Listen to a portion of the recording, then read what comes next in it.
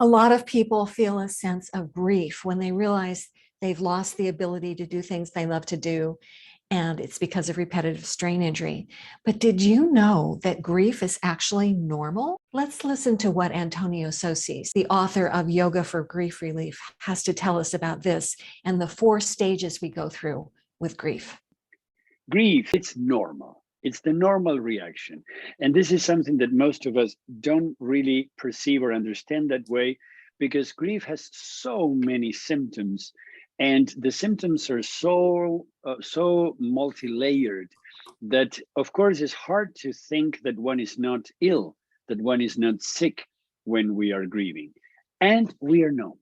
It's a normal process. It's a painful process, but it's normal. There goes your safety. If we're going to segue into grief over the loss of the ability to work, to cook in the kitchen, to help out with household chores, to do personal grooming, shampoo your hair, open doors, open elevator buses, how would this process help someone with the grief that they feel over losing these abilities because of RS? Well, in grief work, we define 2 types of losses. The primary loss, which is the loss that happens first, and then the secondary losses, that are the losses that appear as a result of the first loss having happened. So all these ones, so the loss of the functionality is the primary loss. If we're talking about the repetitive strain injury and we had lost the ability to move our arm normally, that is the primary loss, the loss of the functionality. Now, let's say you are a writer or you're a painter, and then now you cannot paint anymore. And let's say that's what you live on. You sell your paints. And so then you cannot make ends meet. And soon after you lose your status. And also because you are a teacher at the university, you lose your ability to have a certain social network because you don't see your bodies anymore. So there's so many losses that appear as a result of the primary loss having happened. And what's interesting, Deborah, is that most people disregard the importance of the secondary losses, because they think that the one important loss is the primary one. The secondary ones are not important. And this is not only not true, but in fact, if you think about it, the primary loss happens once. Let's say you once lose the ability to use your arm, but the secondary losses are a lot more frequent and permanent, because then you can never paint, or you cannot paint in months. So every time you want to paint, you feel the pain of grief. And even if perhaps you're not feeling the pain in the joints or in the tendons anymore, but the impossibility or the inability to paint continues throughout life, and it may provoke some changes that are sometimes forever.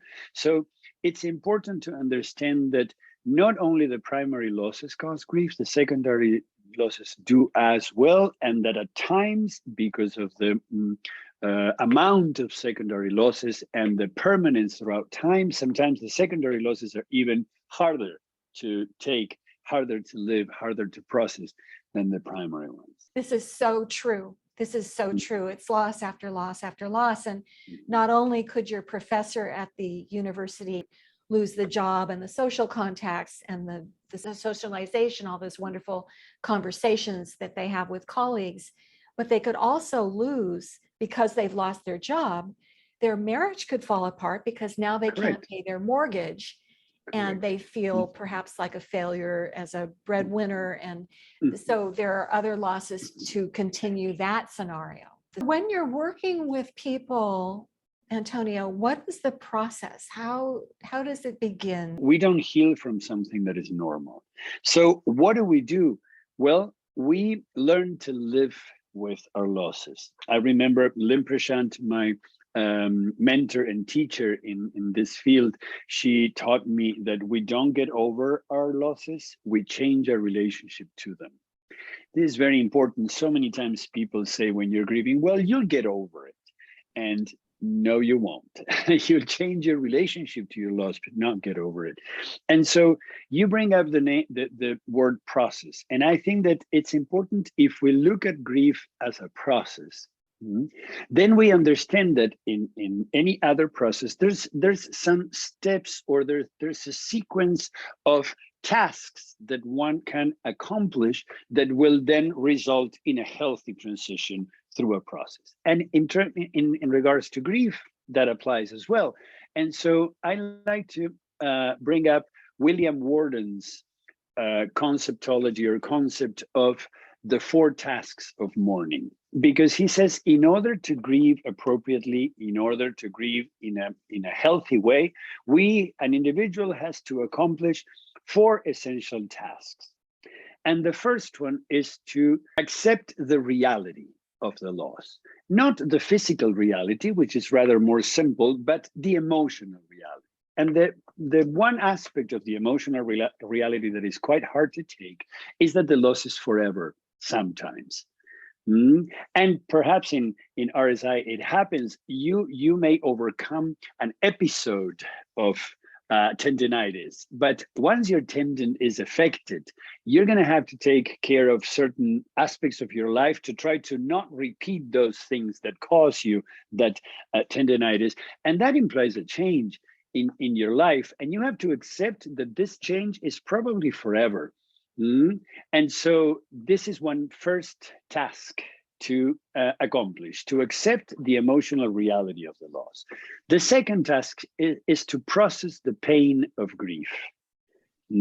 So we tend to think that pain can be avoided, can be denied, can be not talked about. We play what's called adult peekaboo, and we say, no, it's not happening, it's not happening. And like kids, we believe, hiding behind our hands, that the world is not seeing us while the world is seeing us. So if we don't look at our pain, it doesn't mean that it's not there. And so all these things cause the pain to be unprocessed, and so the pain lingers. What you resist persists. And so resisting the pain is a way of making it persist. So if you want to really resolve the pain, you have to process it. And so for that, there are certain ways of processing your feelings, processing what is the pain of grief. Are you in emotional pain because you're angry? Perhaps because your beloved person completed suicide, and then you're so angry that you were left alone? Or is it sadness? Is this a person that you really loved and you had a wonderful relationship with, and that's your pain, the sadness? So how do you process sadness? How do you process anger? So what is the feeling causing the most important pain of grief, and how you process? The third is to adjust to the new reality, to the reality where the object of attachment is missing. And so how do you adjust internally? Let's say, if we follow up the example of the person who had a tendinitis and they can no longer paint. So how do you adjust internally? Are you still a painter even though you can't paint? Or are you not? What do you do at the times that you would normally go and paint? What do you do with your time? And then when you go out and somebody says, oh, what are you? Do you say you're a painter, or do you say I was a painter, but now I can't do it? So how do you adjust to the new reality? Perhaps, how do you make ends meet now? If you can't sell your paintings, then what do? Do you start working in something else? Do you create images of your painting and now you sell them as postcards? What is your adjustment? As well as spiritually, he gives these 3 ways of adjustment. That's number 3. That's the third task, to adjust to the reality where the object of attachment is missing. And the fourth and last one is to find an enduring connection with what's lost as you embark in a new life.